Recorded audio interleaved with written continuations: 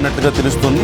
Egypt Jamia పోర్ట్లోని America LNG స్థావరంపై దాడి చేసింది.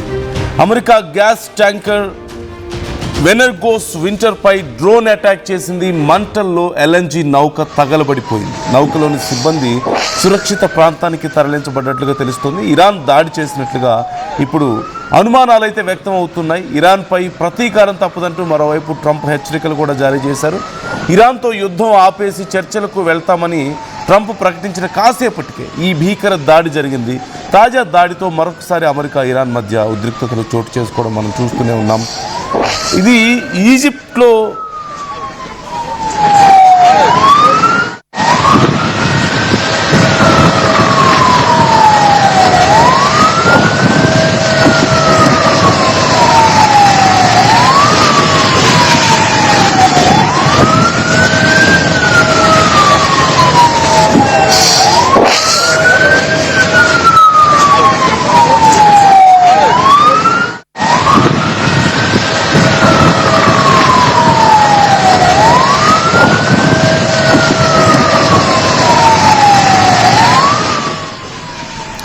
నిన్న జరిగినటువంటి ఘటనకు సంబంధించిన విజువల్స్ మీరు చూస్తున్నారు. అక్కడ వెంటనే ఆ నౌకల్ని దూరంగా తరలించడం మీకు కనిపిస్తోంది. ఇవి జనరల్గా సముద్రంలో ప్రయాణించేటువంటి వెజల్స్ కావు. ఒక చోట ఉండి లిక్విఫైడ్ గ్యాస్ని తిరిగి మళ్ళీ గ్యాస్ రూపంలోకి మార్చేటువంటి షిప్లుగా ఇవి పనిచేస్తూ ఉంటాయి.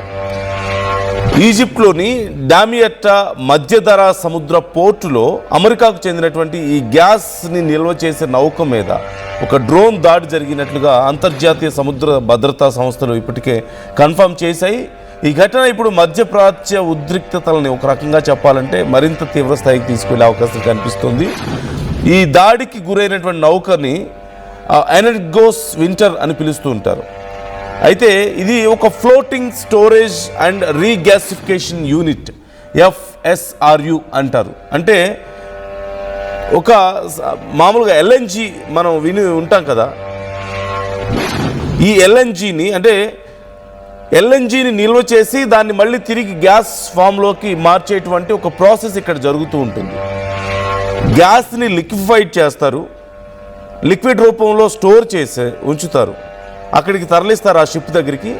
ఆ షిప్లో మళ్ళీ దాన్ని గ్యాస్ ఫామ్లోకి మార్చి, ఎందుకంటే గ్యాస్ ఫామ్లో స్టోర్ చేయడానికి ఎక్కువ స్పేస్ అవసరం అవుతుంది. గ్యాస్ని లిక్విఫైడ్ చేసినట్లయితే తక్కువ స్పేస్లో ఎక్కువ గ్యాస్ని స్టోర్ చేసుకోవడానికి అవకాశం ఉంటుంది. కాబట్టి ఇన్ఫ్యాక్ట్ ట్రాన్స్పోర్టేషన్కి ఈజీగా ఉంటుంది.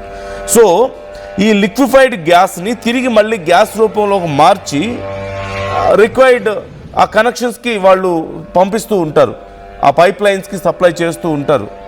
ఏ కంట్రీకి అవసరం అవుతుందో, ఏ ప్రాంతానికి అవసరం అవుతుందో అక్కడ. సో ఈ షిప్స్ అమెరికాకి సంబంధించినవి. ఇవి అన్నిట్లాగా సముద్రాల్లో తిరిగి గ్యాస్ని ఒక చోటు నుంచి ఒక చోటుకి పంపించేవి కాదు. సో ఒక పర్టికులర్ ప్లేస్లో ఈ షిప్స్ని ఉంచుతారు. ఇవి తీరానికి దగ్గరలో ఉంటాయి, ఆ ల్యాండ్కి దగ్గరలో ఉంటాయి సముద్రంలో.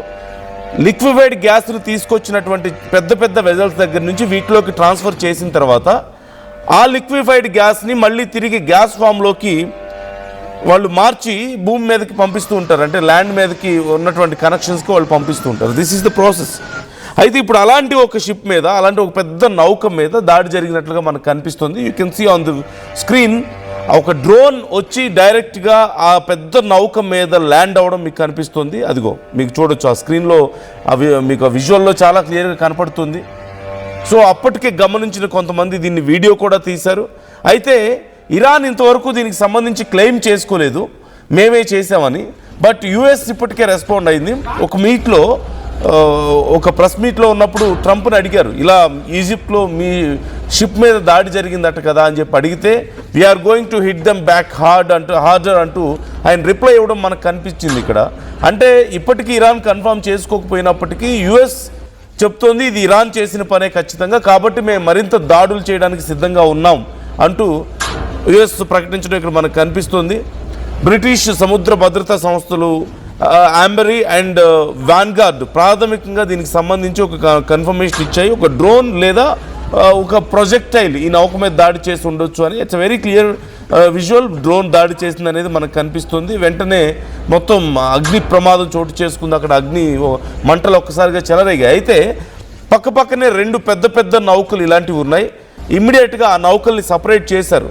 అయితే ఆ నౌకల లోపలి భాగానికి పెద్దగా డ్యామేజ్ జరగకపోవడంతో అతిపెద్ద ప్రమాదం తప్పింది. ఎందుకంటే ఈ నౌకల్లో లిక్విఫైడ్ గ్యాస్ ఉంటుంది, వాటికి కనెక్ట్ చేసి గ్యాస్ పైప్ లైన్స్ ఉంటాయి, గ్యాస్ని పంపించేటువంటి పైప్ లైన్స్ ఉంటాయి. సో ఒకవేళ కనుక ఈ నౌకలు కనుక పూర్తిగా దెబ్బతింటే, పూర్తిగా కనుక డ్యామేజ్ అయి ఉంటే అగ్ని ప్రమాదానికి, అక్కడి నుంచి ఆ ఫైర్ అనేది ఆ పైప్ లైన్స్లోకి ఎంటర్ అయ్యి చాలా తీవ్రమైనటువంటి భయంకరమైనటువంటి నష్టం జరిగి ఉండేది. అంటే ఆ పైప్ లైన్స్ ఎంత దూరం వెళ్తాయో అంత దూరము ఇవి బ్లాస్ట్ అయ్యే అవకాశం ఉంది. చాలా పెద్ద కొన్ని వందల వేల కోట్ల నష్టం జరిగే అవకాశం ఉంది అక్కడ. అయితే ఇలాంటి ప్రొజెక్టైల్స్ని, చిన్న డ్రోన్స్ని, ఒక కొద్దిపాటి మిజైల్స్ని సైతం తట్టుకునే స్థాయిలో ఈ షిప్స్ని డిజైన్ చేసి ఉంటారు. ఎందుకంటే చాలా పెద్ద ఎత్తున లిక్విఫైడ్ గ్యాస్ ఉంటుంది, దాన్ని తిరిగి గ్యాస్ రూపంలోకి మారుస్తూ ఉంటారు ఆ లిక్విఫైడ్ గ్యాస్ని. సో ఆ సమయంలో ఎలాంటి అగ్ని ప్రమాదం జరిగినా అది షిప్ మొత్తం వ్యాపించకుండా ఉండేలా ఒకవేళ బయట నుంచి దాడులు జరుగుతాయి. ఎందుకంటే సముద్రాల్లో తిరుగుతూ ఉంటాయి కాబట్టి, ప్రయాణం చేస్తూ ఉంటాయి కాబట్టి, ఒకవేళ పైరట్స్ లాంటి వాళ్ళు దాడులు చేసినా, హస్తగతం చేసుకోవాలని ప్రయత్నించినా అటాక్స్ నుంచి ఈజీగా తనని తాను రక్షించుకోవడానికి ఈ షిప్ని డిజైన్ చేశారు. అంటే ఒక లిమిటెడ్ స్పేస్ వరకు మాత్రమే ఈ దాడులు కాన్సన్ట్రేట్ అవుతాయి, పక్కకి స్ప్రెడ్ అవ్వకుండా ఉండడానికి అవకాశం ఉంటుంది. సో ఖచ్చితంగా దానివల్ల ఇది ఇప్పుడు సేవ్ అయిందని చెప్పొచ్చు.